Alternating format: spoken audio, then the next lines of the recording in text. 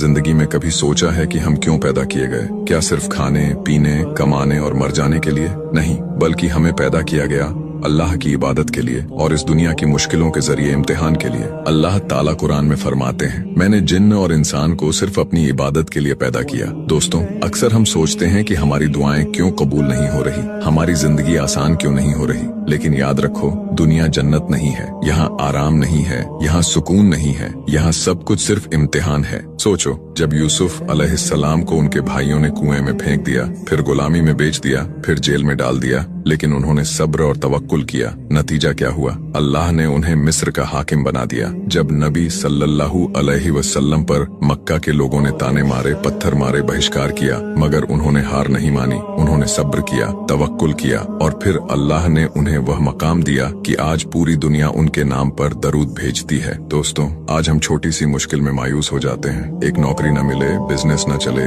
रिश्ता टूट जाए, सेहत खराब हो जाए, तो हम सोचते हैं कि अब सब खत्म। लेकिन याद रखो, सब कुछ खत्म नहीं हुआ होता, बल्कि अल्लाह तुम्हारे लिए कुछ बेहतर लिख रहे होते हैं। कुरान में अल्लाह फरमाते हैं, असान तकरहू शयन वहू खैरुल लकुम, यानी हो सकता है कि तुम्हें कोई चीज नापसंद हो, लेकिन उसमें तुम्हारे लिए भलाई हो। तो दोस्तों, जब हालात तुम्हारे खिलाफ हों, तो ये मत सोचना कि अल्लाह ने तुम्हें छोड़ दिया है, बल्कि समझो कि अल्लाह तुम्हें और मजबूत बना रहे हैं। एक बात याद रखो, मुसीबत इंसान को अल्लाह के करीब कर देती है। जब हम खुश होते हैं तो अक्सर गाफिल हो जाते हैं, लेकिन जब गम आता है तो सजदा लंबा हो जाता है, दुआ में आंसू बहते हैं, दिल टूटा हुआ अल्लाह से लिपट जाता है। और यकीन मानो, अल्लाह टूटे दिल की दुआ कभी ठुकराते नहीं। तो मायूस मत होना। अगर आज तुम्हारे पास दौलत नहीं है, शायद अल्लाह तुम्हें तकवा देना चाहते हैं। अगर आज तुम्हारे पास सेहत नहीं है, शायद अल्लाह तुम्हें सब्र का इनाम देना चाहते हैं। अगर आज लोग तुम्हारे खिलाफ हैं, शायद अल्लाह तुम्हें अपने करीब लाना चाहते हैं। याद रखो, ये दुनिया बस कुछ दिन की है। कब्र का सफर असली सफर है, और कब्र के बाद जो रोशनी मिलेगी वो इसी सब्र और तवक्कुल की वजह से मिलेगी। तो दोस्तों, जिंदगी के हर दर्द को अल्लाह के हवाले कर दो।